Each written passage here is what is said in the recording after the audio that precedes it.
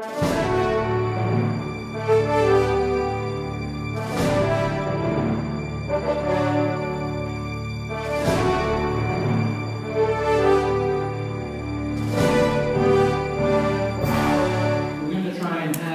of an open forum after John Walters speaks about what's written on all our currency, pluribus unum. How about a hand for John Walters?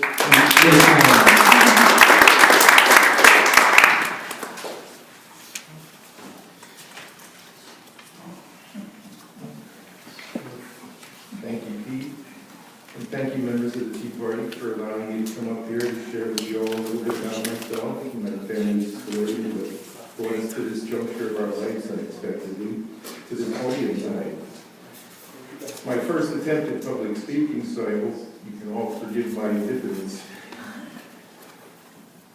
I've resided here in Monroe County for 12 years now, originally born and raised in Jersey before embarking on my own personal manifest destiny. About 8 years ago, I met my wife, Wei, who's in China right now, working on bringing her parents here soon. It's been a long 7 years that we've been working on it, and we pray to finally have them here before winter, God willing. I met Wei in Vancouver, Canada. After spending 2 years with her there while waiting for her immigration to be processed, I witnessed the most wonderful diversity there. I must say it was one of the most beautiful cities I've ever experienced in all my life. The acceptance and respect everyone had for each other, and with my love for the culinary arts and the different tastes from around the world, made this experience the closest thing to heaven I've experienced thus far in my life. Something amazing and truly miraculous happened to us on February 10th, 2010. Something the doctors here said couldn't happen without very expensive technological assistance. Thanks to a wonderful doctor in China with knowledge of ancient Chinese herbs and medicine, our daughter Carolyn here was born that very snowy morning. Her grandparents in China nicknamed her Dashui, which in Chinese means big snow. We all knew from that very first day there was something special about her. When family members came to see her at the hospital, they all took notice of her amazing focus and what seemed to be a keen sense of awareness to her surroundings, studying each person she came into contact with so intently. When she was just 1 year and 9 months old, in fact, she said to me, "Daddy, I want to be president." Since that day, I've done all I can in nurturing that desire. Of course, explaining to her how challenging it would be and that she could change her mind at any time. It seemed each day I'd say this, though, it just renewed her zeal to learn how to get there. She would ask me if we could watch the documentary of another president on DVD or read about another one in a book. And if we'd have to stop to eat, she'd be eager to get back each time to where we left off. She is well on her way to be more knowledgeable of our nation's history than many college graduates I've seen.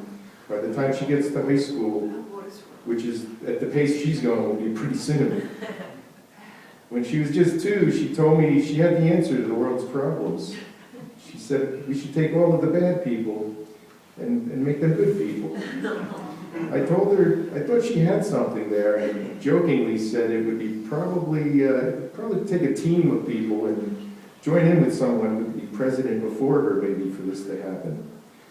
The real punchline about this statement was that the next time I spoke to somebody about her aspirations, she began to say, "After you, Daddy." How do I respond to that one? This was a pivotal moment that stirred a new passion in me for what it was I could do to help others in the world and to inspire her to want to do the same. Over the next few years in my contemplations, I often wondered, where is our hope and change? When would our yes we can be, yes we did?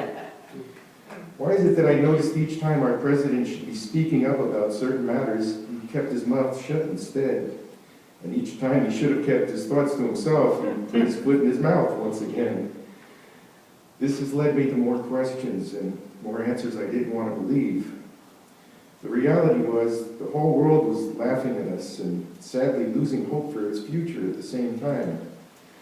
ISIS thought it was justified for the killing of those who were different than themselves. Why kill humans just because they're different? I thought we were supposed to have put an end to that when we said never again at the end of World War II. I recall a man named Rodney King once asking, can't we all just get along? I thought we all needed to come together as one, like we did at our founding as a nation. That's when I began to notice that another man whose name is Glenn Beck had been doing over the last few years with his Restoring Faith, Restoring Hope, and Courage and Love events. Around the middle of 2015, I heard he was putting together an All Lives Matter event with Bishop Jim Lowe. How they met and put this event together is truly a miraculous story in itself. I began a 40-day spiritual challenge in the middle of July in preparation for this event, which took place at August 28th and 29th in Birmingham, Alabama. Wade, Carolyn, and I were part of this march that traced Dr. Martin Luther King's famous footsteps in the struggle for equality back in 1963. And this march took place on a day that coincided with his infamous I Have a Dream speech in front of the Lincoln Memorial. What a humbling experience that will be forever etched in all three of our memories for the rest of our lives. So many unexplainable things happened in those 2 days there to us. One of the most special moments I personally will never forget was the moment Bishop Lowe started repeating the words, "Here I am, Lord, send me," on stage at that rally. Carolyn was the first one of the three of us to stand and begin repeating those words with him over and over again. We all felt that awesome strength and energy that electrified the entire crowd of 30,000 people there that day. It was so hard to believe with a crowd like that, there was zero media coverage. Yet somewhere else in the nation had all Black Lives Matter, and it only had 325 people in attendance. And they got media coverage from every news organization that day.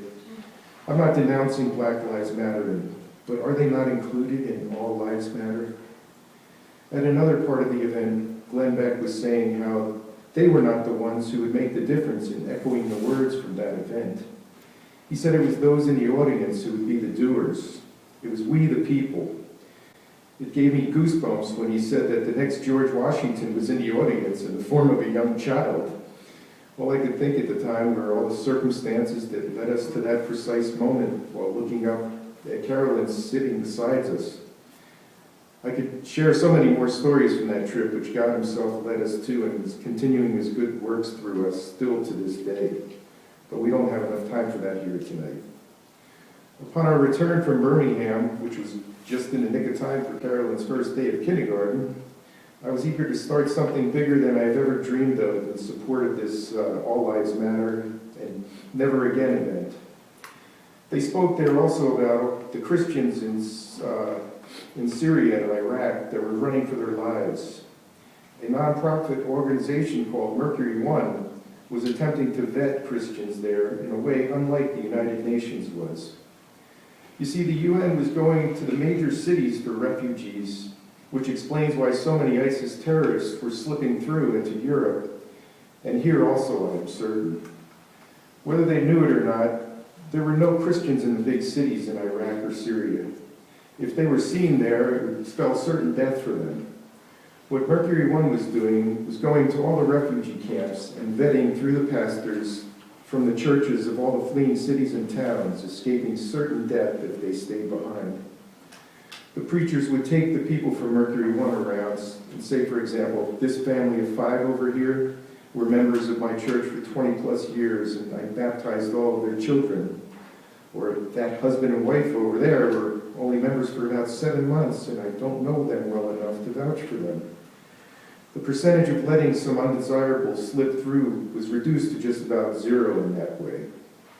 Next, they would teach the refugees to speak the language of their host country and the customs of that country so as to be fully acclimated before setting out on their temporary sanctuary till their homeland was once again safe to return. Oh yeah, and they set them up with a job so they could also sustain themselves while waiting to go home again.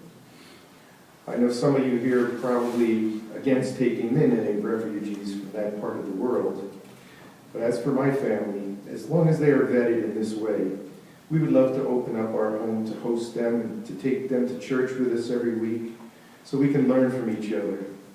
And I might say, in my opinion, I feel it is us that can learn far more from them than they from us. Getting back to my inspiring dream after our return from Birmingham, I thought of the e pluribus unum that brought on so many countrymen from many faiths together in our nation's birth. I hurried around the world on Facebook in search of as many friends as I could find, pleading for them to invite their clergy of all faiths to my friends, to friend me here. My intent was to start something big.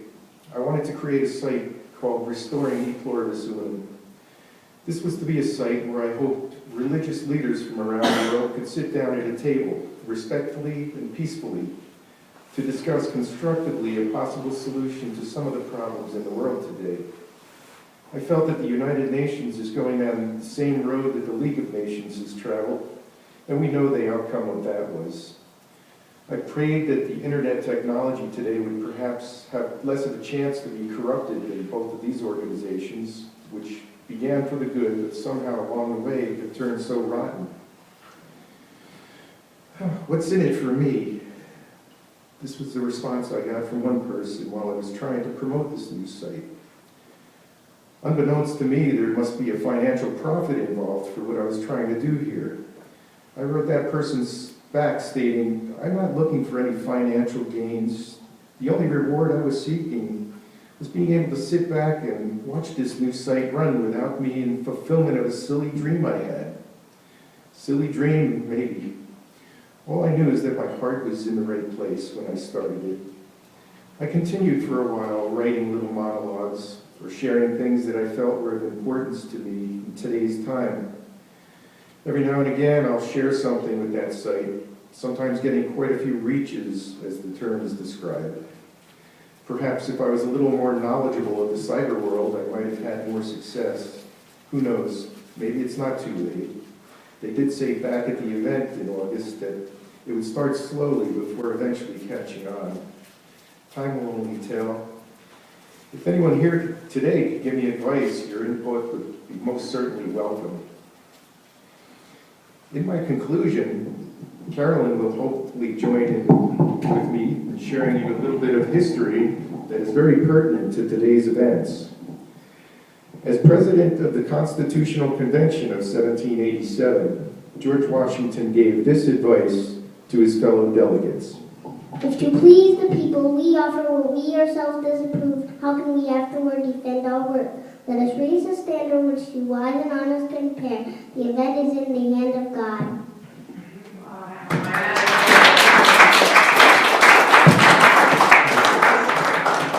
Repair. By repair, he meant run to. He meant to run to the United States Constitution, which has been properly called the most wonderful work ever struck off at a given time by the brain and purpose of man. And as for the wise and honest, where has the honesty gone in our government? It's getting to the point where the lies are being accepted today as just some inconvenient little faux pas. Maybe the next presidential election, some new rules should be drawn, making it a penalty to willfully, without proper research, tell a lie about your opponent. A penalty of losing delegates or increasing the number of delegates or electoral votes needed by that lie to gain nomination or election. We need something to deter this intentional slander of someone else's character or their family member's character. Little side note, Ted Cruz has never been proven a liar, no matter what the Donald keeps repeating on an almost daily basis. We met Senator Cruz last Friday, where he sat down patiently next to Carolyn and listened to her quote George Washington's covenant with God. Early in our first encounter with him, I told him of the two similarities they both shared. Number one, they both want to be president, and number two, they both had audiographic memories. See, Mr. Cruz could memorize our Constitution by the time he was 13. Carolyn's got the preamble down pat and well on her way to do the same, maybe even before she's 13. After the experience of hoping to produce the Constitution in 8 years of being this republic's first president, George Washington stated in his farewell speech, and I quote, "The alternate domination of one faction over another, sharpened by the spirit of revenge, natural to party dissension, which in different ages and countries has perpetrated the most horrid enormities, is itself a frightful despotism. But this leads at length to a more formal and permanent despotism. The disorders and miseries which result gradually incline the minds of men to seek security and repose in the absolute power of an individual, and sooner or later the chief of some prevailing faction, more able or more fortunate than his competitors, turns this disposition to the purpose of his own elevation on the ruins of public liberty, without looking forward to an extremity of this kind, which nevertheless ought not to be entirely out of sight. The common and continual mischief of the spirit of party are sufficient to make it the interest and duty of a wise people to discourage and restrain it," unquote. We need so much more than we ever have before to come together as one nation under God. Now is the time to do this, because I feel if we let it go till next time, there may not be another chance if this attitude of despotism continues among our leaders, or should I be saying our servants. If it says in the second paragraph of our Declaration of Independence that governments derive its just powers from the consent of the governed, and that whenever any form of government becomes destructive of these ends, it is the right of the people to alter or abolish it and institute new government. How exactly do we the people go about the altering, or I pray not abolishing of it, if our own government is not representing we the people? How is it that we the people go about representing ourselves? Is this not the reason the Tea Party was established? These are the reasons my family became involved with the Tea Party. Are these your reasons too?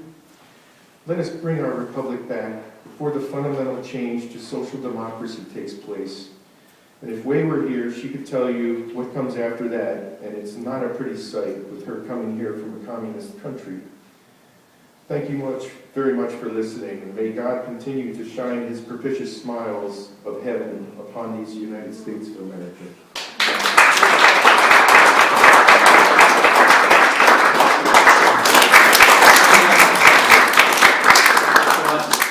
Carolyn, you were terrific.